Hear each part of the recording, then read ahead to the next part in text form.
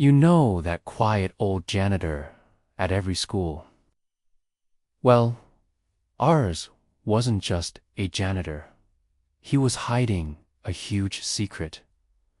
Okay, so my name's Jake, and I'm 17. I go to Westbrook High, pretty normal, boring, suburban high school.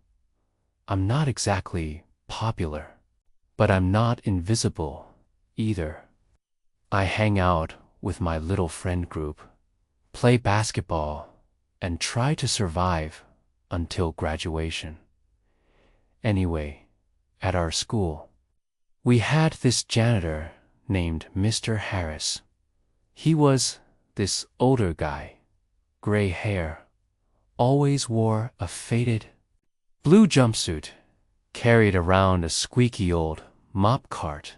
Mr. Harris was super quiet. He'd just nod or say morning in that raspy voice when you passed him. He always kept to himself, mopping the halls or fixing lockers. Kids would joke about him, saying he smelled weird or probably lived in the basement. You know how high schoolers are. We make up dumb rumors, but he never reacted. He just kept working. One day, after basketball practice, I stayed late to shoot extra free throws. I had this big game coming up, and I was determined not to mess up like last time. It got late. Like really late. I went to grab my stuff and realized the school was pretty much empty. As I was walking down the hall, I saw Mr. Harris by the science lab door, but he wasn't mopping or fixing anything. He was picking the lock at first. I thought maybe he had a key that broke or something. But no, he was legit picking it like in the movies. My heart was pounding. I ducked behind a corner, trying not to breathe too loud.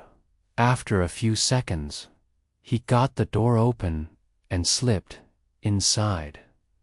My curiosity took over. I snuck up and peeked inside the lab window. Mr. Harris was moving super fast, like he knew exactly what he was looking for. He opened a cabinet, pulled out some folders and a small metal box. Then he started stuffing them into his janitor cart, covering them with paper towels and cleaning supplies. I was frozen. I didn't know if I should run, record it, or confront him. Before I could decide, he suddenly looked up, straight at the window. Our eyes met for a split second. I swear I felt my soul leave my body. I ducked back, sprinted down the hallway, and hid in the boys' bathroom. I waited there for like 10 minutes, shaking. When I finally came out, the hall was empty. His cart was gone. I went straight home, freaking out. I couldn't sleep at all that night. I kept replaying that look in his eyes. It wasn't shocked. It was almost like he expected someone to see him. The next day at school, everything felt weird. I kept expecting to see Mr. Harris and get called out. But he was just there in the hallway, pushing his mop like always. No one else knew anything. I told my best friend Mia during lunch. She was the only person I trusted. Mia's That one friend who watches true crime documentaries for fun. So, of course, she was immediately obsessed. She said, "We have to find out what he took. What if he's like a spy or something?" I thought she was joking, but she was dead serious. She convinced me to sneak into the janitor closet after school that afternoon. We pretended we were waiting for a ride, then snuck into the hallway near the janitor's supply room. Mia picked the lock with a bobby pin. She learned it from YouTube. Inside, the place looked normal at first. Mops, cleaning sprays, gloves. But then, in the back, we found a metal filing cabinet with a padlock. Mia whispered, "Help me look for a key." We rummaged through everything. Finally, behind a box of bleach, I found a small tin with a key taped under it. My hands were sweating so bad I could barely hold it. We unlocked the cabinet. Inside were stacks of folders, envelopes, and photos.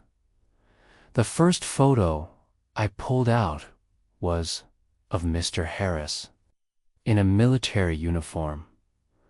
Not just any uniform, like Special Forces type. There were newspaper clippings too. Headlines like "Undercover Agent Foils Arms Deal," "Decorated Officer Disappears." After secret mission, my mind was spinning. Mia grabbed one of the folders. It had detailed notes on different teachers at our school, their schedules, family, members, even personal secrets. Another folder had blueprints of the entire school. There were also surveillance photos, kids coming and going, teachers, even the principal. We were freaking out. Suddenly, we heard footsteps coming down the hall. Mia and I shoved everything back into the cabinet, locked it, and hid behind a shelf of buckets. Mr. Harris walked in. He looked around slowly, like he knew someone had been there. He picked up his flashlight and started sweeping it across the room. I thought my heart was gonna explode. Then he turned, paused, and walked out. We waited a few seconds, then bolted out of there as fast as we could. We decided we needed to tell someone. But who? The principal? The police? Mia said we should confront him first. I thought she was insane, but I didn't want to leave her alone. So, the next morning, we waited in the hallway near his supply closet when he came out. We stepped in front of him. He looked at us calmly and said, "You two shouldn't go where you're not supposed to." Mia straight up said, "We know you're not just a janitor. We saw everything." He sighed, set his mop down, and motioned for us to follow him inside. Inside, he locked the door. Then he said, "Sit down. I guess it's time you knew." Mr. Harris told us that he used to be an undercover federal agent. He worked on missions that no one was ever supposed to know about, taking down dangerous gangs, preventing weapons smuggling, all that crazy spy stuff. But during one mission, he got set up, a double cross. He barely escaped with his life. They wanted him dead, so he went into hiding, changed his name, disappeared, but he couldn't stop protecting people. It was in his blood. That's why he took the janitor job at our school. He said he started noticing things. A teacher acting strange, a delivery guy sneaking around campus, UNKNOWN cars parked nearby. He was gathering evidence to stop a new DRUG ring targeting students. The folders we saw, they were his files on the operation. Then he looked straight at us and said, "I know you think you were helping, but this is bigger than both of you. If the wrong people find out, you're in danger too." Mia and I sat there, speechless. He handed me a folder. Inside were photos of one of the PE coaches dealing pills to students after practice. He said, "I was going to turn this in tomorrow. You need to stay out of it now. Let me finish this." We didn't know what to say.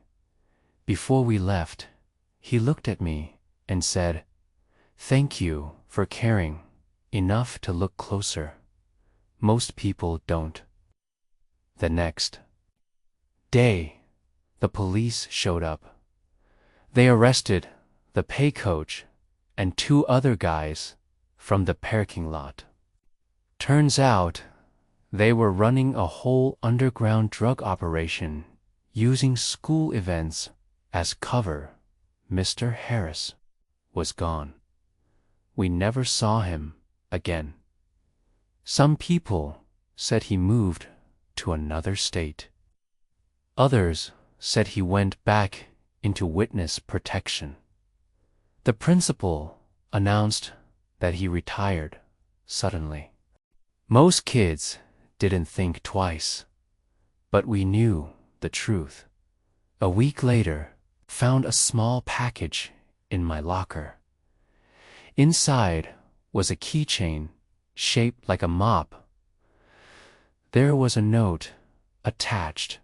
Sometimes heroes don't wear capes, they carry mops. Just stood there, staring at it, feeling this weird mix of pride, fear, and sadness. I learned something crazy from all this. People are so quick to judge, to make fun of someone who seems weird or lame. We think we know who someone is just because of their job or how they act, but we really don't know what battles they're fighting or what secrets they hold. Mr. Harris taught me that heroes don't always look like superheroes. Sometimes they're just quiet janitors who notice everything. So, if you see someone who seems invisible, maybe stop and look a little closer. You never know when you might discover the biggest secret of your life.